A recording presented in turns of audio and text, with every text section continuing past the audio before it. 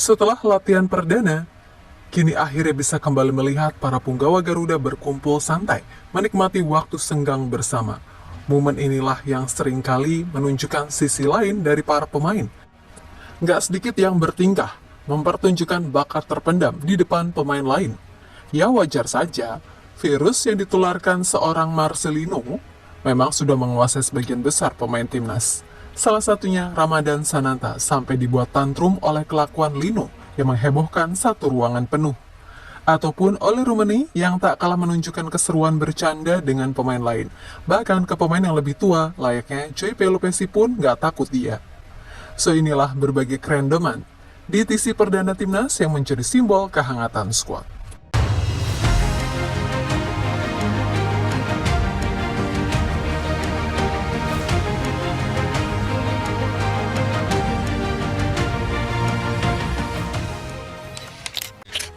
Yap, semua mata tertuju ke Bali. Di tanah penuh budaya dan doa, semangat sedang ditempa. Usai penantian panjang, Senin sore 26 Mei, Pulau Dewata kembali memancarkan semangat berbeda. Bukan tarian tradisional, bukan pula gemuruh ombak yang memanggil pelancong, tapi sebuah awal langkah senyap yang menyimpan harapan besar. Disinilah tim Garuda memulai perjalanan menuju panggung tertinggi sepak bola dunia. Timnas Indonesia memulai pemusatan latihan di Bali sebagai persiapan krusial untuk dua laga babak ketiga kualifikasi Piala Dunia 2026 zona Asia. Di bawah arahan Coach Patrick, sebanyak 32 pemain dipanggil untuk mengikuti latihan intensif. Tapi dari jumlah itu, 9 diantaranya masih dalam perjalanan. Michael Kors, Kevin Dix, Jesus terpantau mulai di bandara. Adapun El Preman, Justin Hubner baru tiba semalam dan bakal menyusul latihan di hari berikutnya. Yap, mereka sedang dalam pemulihan, di mana sebuah tim besar dibangun bukan hanya dari taktik, tapi dari kesabaran dan proses menyatu, ya kan? Sesi latihan hari pertama sendiri tak langsung dipenuhi intensitas tinggi. Para pemain baru saja menuntaskan musim panjang di klub masing-masing. Beberapa lainnya masih berjuang menghadapi jet lag. Maka latihan ringan jadi pembuka menu kali ini. Menyapa kembali bola dengan passing dan membangun kembali kebersamaan dengan jogging bersama untuk menumbuhkan lagi rasa percaya satu sama lain. Namun di tengah latihan ini, kejutan datang dari arah yang tak disangka. Dari 23 nama yang sudah di Bali, ternyata satu di antara yang nggak bisa ikut sesi latihan. Septian Bagaskara dikonfirmasi langsung oleh Clifford mengalami cedera. Alhasil, dari kota Bandung, muncul nama yang tak asing namun tetap mematik rasa penasaran, yakni Beckham Putra. Gelandang lincah milik Persib Bandung resmi dipanggil menggantikan Septian Bagaskara yang harus menepi karena cedera, dan dipastikan absennya sepanjang matchday Juni. Bagi Beckham, ini adalah pemanggilan pertama ke level senior. Sebelumnya, ia telah mencicipi gemerlap kompetisi bersama timnas U19 dan U23. Bahkan turut meraih medali emas di SEA Games 2023. Sekarang waktunya panggung besar menanti, mimpi yang perlahan menjadi nyata bersama timnas senior. Di level klub, ia juga mencatatkan kontribusi dengan 9 gol dari 29 penampilan dan mengantarkan Maung Bandung ke puncak juara back-to-back. Karena itulah Coach Patrick terkesan, ya walaupun netizen pada nyinyir sih. So I called up player from the champion, Persib Bandung, and his name is Beckham Putra. So I'm happy to welcome him in the national team of Indonesia. Namun, tak semua cerita dari pemusatan latihan ini beraroma tegang dan serius. Kalau sedang kumpul bareng, pasti ada aja gebrakan pemain timnas nih. Di balik strategi dan kerja keras terselip tawa yang lepas, keceriaan yang justru menjadi energi tersembunyi dan membangun keharmonisan skuad Garuda. Di antara momen serius latihan, perhatian justru teralihkan pada aksi iseng seorang Ole Rumeni. Baru bergabung setengah musim di timnas, tapi tingkahnya sudah lengket jadi bagian dari keluarga besar Garuda. Satu momen menjadi sorotan saat jalan menuju lapangan.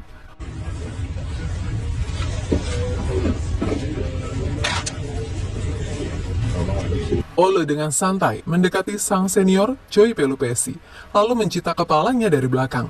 Tanpa dosa, lalu pura-pura tak tahu apa-apa. Aksi jahil yang membuat semua orang kaget cuy.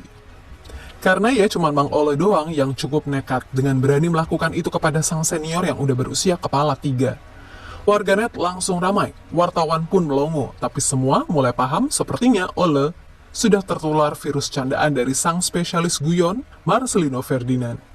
Maklum, setelah setengah musim bersama di Oxford United, kepribadian Marcheng sepertinya nempel di dalam diri Ole. Di sisi lain, kerendeman para pemain tak hanya di dekat lapangan. Momen paling pecah justru datang setelah latihan usai. Saat para pemain sedang berkumpul santai, terdengar suara mikrofon dan siapa lagi kalau bukan Marcheng yang memegang. Dengan gaya khas dan ekspresi penuh percaya diri, Marcheng meluncurkan konser dadakan dengan menyanyikan lagu Mangu. Suara false? Mungkin. Tapi tawa meledak di seluruh ruangan. Yang tak bisa dilupakan, reaksi dari Ramadan Sananta. Striker muda Garuda itu tampak jadi korban guyon. Bukan hanya kaget, tapi benar-benar terlihat gergetan. Sampai-sampai tantrum menendang udara sendiri sambil tertawa kesal. Satu ruangan pun jadi panggung hiburan, dan di sanalah karakter timnas Indonesia terbentuk. Kuat bukan hanya karena strategi dan skill, tapi karena ikatan batin dan tawa yang dibangun bersama.